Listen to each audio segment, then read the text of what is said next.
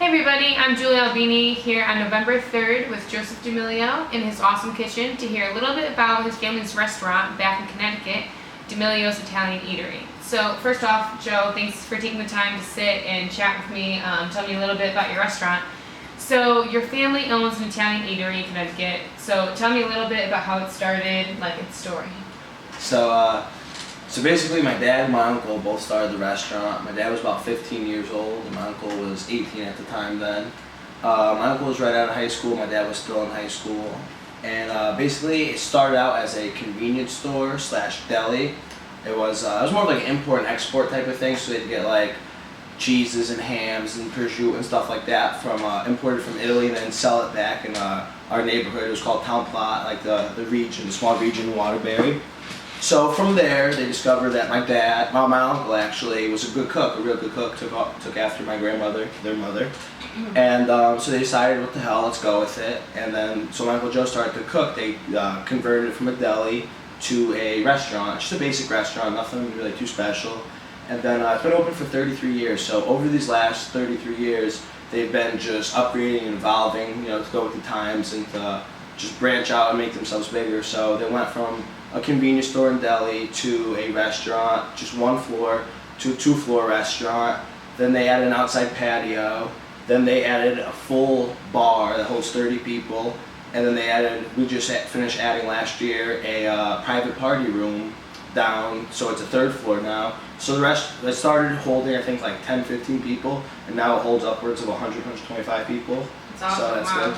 Way to expand. So what are some of your more traditional dishes? Like what's something that has a cultural twist to it? So obviously you can't go wrong with like chicken parm or something like that. Every Italian restaurant has that. We make ours phenomenal, by the way, but that's basic, everyone gets that. So I say one of the good dishes, my preferred dishes is the zuppa di pesce, and that like actually translates to like the soup of fish.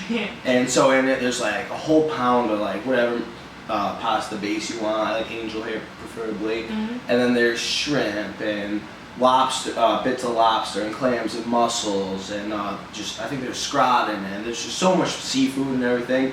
And you get it in like a white sauce, a marinara sauce, or like a fried diablo sauce, which is a little more spicy, which is my preferred.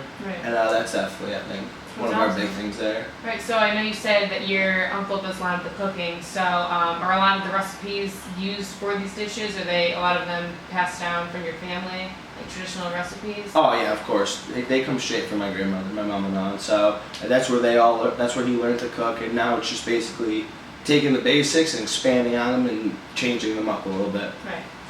Okay, so being located in Connecticut, I know you guys get to experience all 4 seasons, so do you do anything kind of month to month that's a seasonal change in your menu, or just have fun with your location or anything like that? Well, going with the menu, like food is also seasonal. So like let's say figs, they're not like like all year round. So when like the figs come around, when it's like time to like harvest them and eat them, like we do specials with like the figs. So we'll mostly do like specials. Like we have like the solidified menu, then the specials change weekly, which is like a couple appetizers and entrees, And then also with the weather, we do off-premise catering, so like barbecues and buffets and stuff like that. We do upwards of a couple hundred every summer, so that's great. That started off with somebody asking my uncle, just, hey Joey, like you're a good cook, and you just cook at our family party, and like not getting paid, nothing like that. And they said, what the hell, I got a knack for this too, And then expanded to now we do that. So we've had parties over 1,000 people catered, so that's good.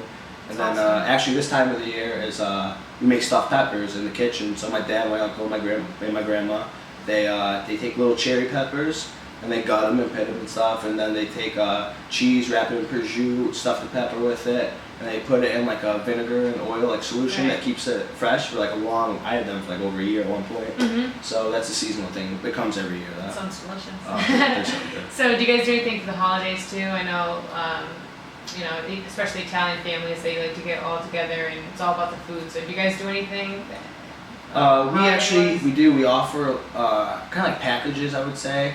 So for Thanksgiving, let's say, we'll obviously have like a Thanksgiving package that will include like full turkey, huge turkey, and then whatever. And then you could kind of like customize what you want with it. Like we have like a select what you could pick from. And then so you can pick, mix and match what you like. So if you like stuffing but you don't like cranberry sauce, I don't know who does that, but you don't have to get it. And there's just a whole variety of things you can get, and that goes the same with Easter and Christmas, like the stuffed breads and whatever you want to get. Right, that's awesome. And that has a great turnout yearly. Okay, so, and then I know you said earlier, I understand most of your family works at the restaurant, your parents, siblings, cousins, and your uncle who cooks, so how does it affect, you know, the restaurant's atmosphere having like such like a family-oriented place, and especially a family that's influenced so much by the Italian culture? Does it bring anything different, you would say? Well, I just feel like in general it just brings like a greater work environment, you know. For the most part, everyone is family, so you already have that connection, and like, I wouldn't say we're like an exclusive restaurant, Right. but it's like we rarely hire outside of the family, and we rarely hire, like, if you're not part of the family, then you're like brought in by someone who is, you know, like Right. strangers don't come off the street most of the time and like get a job with us. It's like you have to kind of like know somebody to get in, that type of deal. Right. And that just keeps to like a trustworthy, a fun environment. Everyone has like the same characteristics, you know, we like to have fun, but we're also very hard workers. Right. So it works out. Keeping it close knit is definitely the way how I do it. No, that's awesome. All right, well, thanks for taking the time to sit here on my podcast with me today. We have a true Italian talking with his hands the whole time, so that's good. So thanks for chatting with me. No problem. Thank you for having me.